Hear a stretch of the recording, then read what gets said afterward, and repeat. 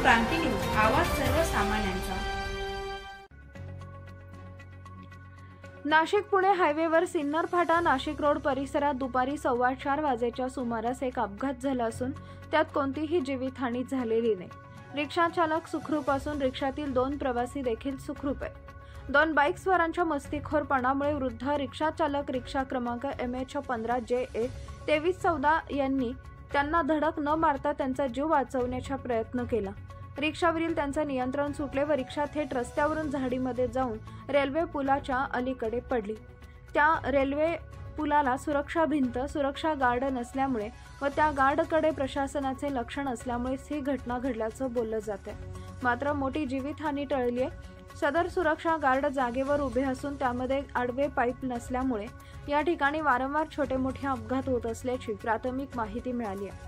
गार्डचे pipe तुटून खूप दिवस झाले असून याकडे प्रशासन दुर्लक्ष का करत आहे असा प्रश्न रस्त्यावरून ये-जा करणाऱ्या प्रवाशांना पडलेला आहे। तसेच प्रशासनाने खूप दिवसापासून याकडे लक्ष दिलं नसल्याचं देखील बोललं जात आहे।